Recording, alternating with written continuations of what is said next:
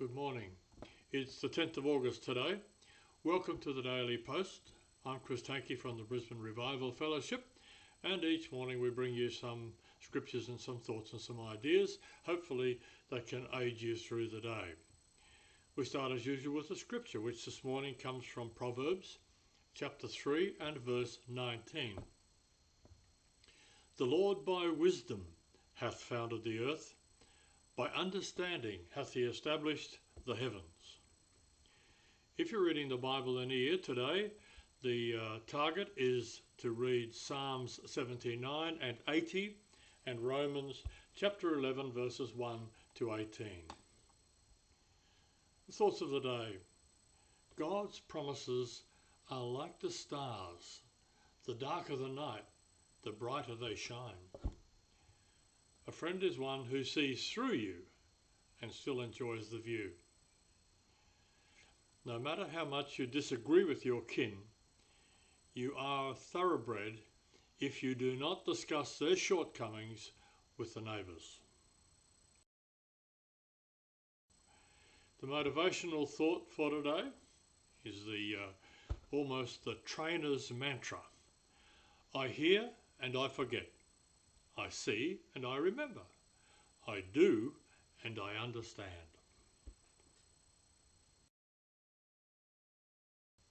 On this day in 1822, in Antioch, Syria, a large earthquake struck, killing about 20,000 people. In 1846, the Smithsonian Institute was established in Washington, D.C. to foster scientific research. In 1889, Englishman Dan Rylands of the Hope Glassworks in Barnsley, Yorkshire, patented the screw-top bottle. In 1897, German chemist Felix Hoffmann first synthesized acetylsalicylic acid,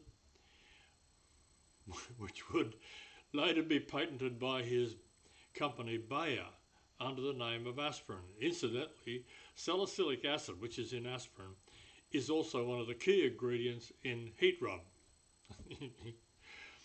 In 1996, on this day, the Orbiter 1 was the first United States lunar satellite which was launched on this day.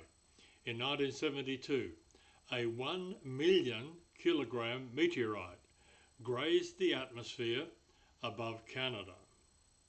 And in 1990, on this day, the Magellan space probe is inserted into orbit around Venus. In 2019, 71 people died whilst trying to siphon gasoline from an overturned tanker that exploded in Morogoro region in Tanzania. The personal story of the day. It's entitled, No Mistakes with God. The name of David F. Keyes is listed on the Vietnam Veterans Memorial in Washington, D.C. A small diamond is etched beside it to indicate that he died in battle. But that's a mistake, because Keyes is very much alive. He's living in Wisconsin with his wife and 5 children. David F. Keyes did fight in Vietnam, and he was seriously injured in combat near Saigon. He and his partner were on night patrol when they stepped on a landmine. His buddy died immediately, and Keyes lost both his legs, but he survived. He was reported as dead because of an error in some paperwork. Mistakes like that can happen on military records, but in the most important record, the Lamb's Book of Life, as we read in Revelation 21 and verse 27, there are no errors. The names of those who practice their trust in Jesus Christ are written in that book, and they are secure forever, as we are assured by John chapter 10 and verse 28 and Revelation chapter 3 and verse 5. There is another side to this fact, however, and a very sobering reality. The day is coming when those whose names which are not found in that eternal record will be, quote, cast into the lake of fire, unquote. That's a promise from Revelation chapter 20 and verse 15. Is your name in the Lamb's book of life? Do you tidy up each day by walking in the Spirit? If you do, you can be sure that you'll never be condemned. God makes no mistakes. The devotional thoughts for the day, and the first one has the title, Not Everyone Loves the Truth. The scripture is from John chapter 7, verse 28. He who sent me is true. There are further references from John chapter 6, verse 60 to chapter 7, verse 72. Throughout Jewish history, many have claimed to be the Messiah. According to the Jewish Messiahs by Harris Lenowitz, Messiahs often stepped forward during times of oppression, persecution or suffering. They would preach a revolutionary message calling for a radical transformation of society, a transformation aimed at helping the Jewish community to endure and survive against the hardships and challenges that they were facing. Most of these messiahs died as failures and have been forgotten. In this light, should Jesus Christ be accepted as a true Messiah or not?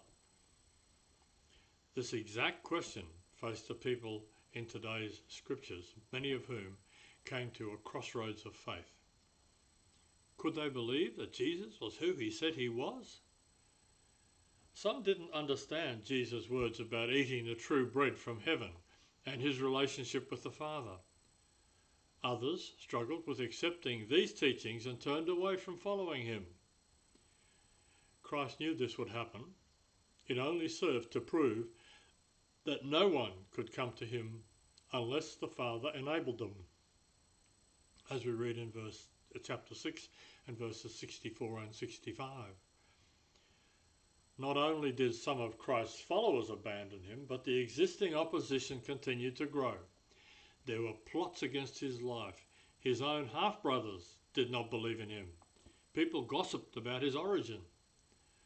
Rumours, whispers, questions, and misunderstandings abounded. When he went to Jerusalem for the Feast of Tabernacles, a crowd tried to seize him for blasphemy. Later, the Pharisees sent temple guards to arrest him. But until this time, Jesus' enemies were powerless to touch him. Teaching during the feast, Jesus continued to emphasize his same themes.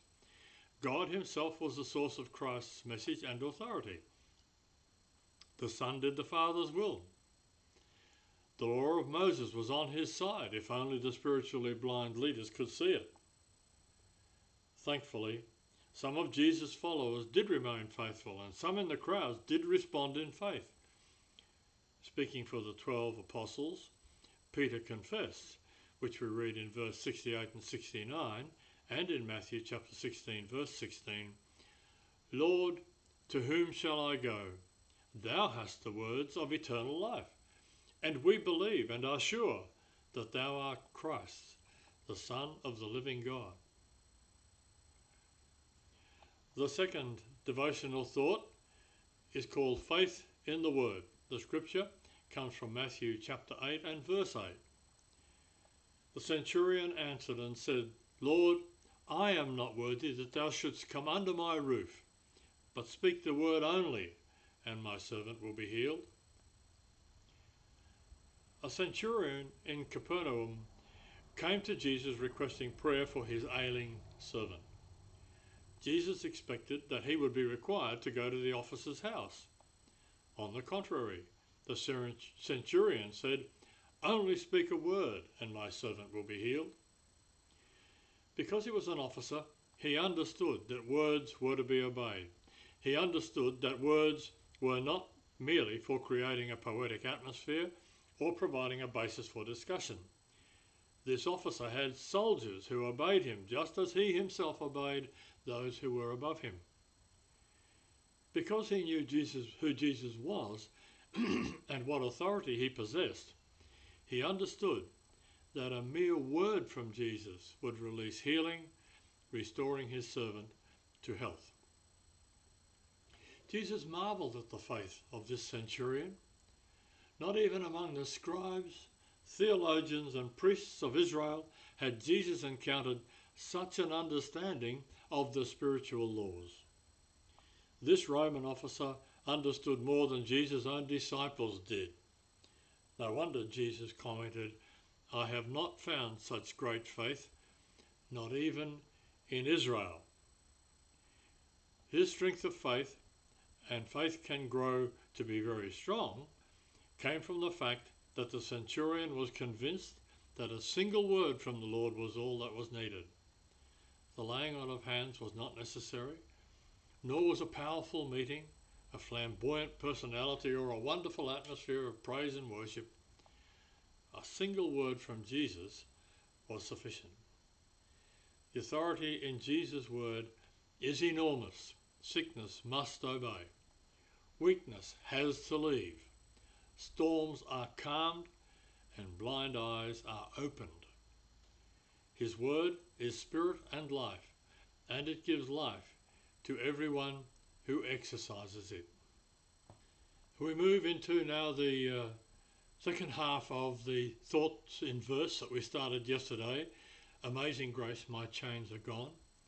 And we'll look today at verses 3 and 4, and again we'll refresh our memory of the chorus. The verse 3 says, "The Lord has promised good to me. His words my hope secures. He will my shield and portion be, as long as life endures."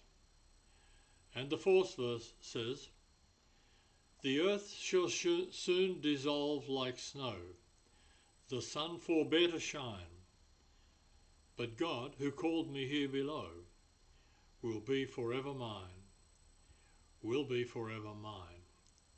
You are forever mine." Now the chorus actually goes between those two verses, and the actual song finishes with that verse 4 that we've just gone through. So the last words of the song are, "You are forever mine." But let's refresh our memory of the chorus, which will go after verse 2 and also after verse 3. And the chorus says, "My chains are gone. I've been set free. My God, my Saviour has ransomed me. And like a flood, his mercy reigns, unending love, amazing grace." And again, I suggest that that's just a wonderful set of words that can encourage and help us through the day. The facts of the day. The average ear of corn has 800 kernels arranged in 16 rows. No one knows where Mozart is buried. It's a secret. The closing thought for today. Help me move towards my next great victory. Amen to that. Thank you for joining us this morning. We hope that you've enjoyed and benefited from the thoughts of the day in the Daily Post, and we look forward to your company again tomorrow morning. Have a blessed day. Bye for now.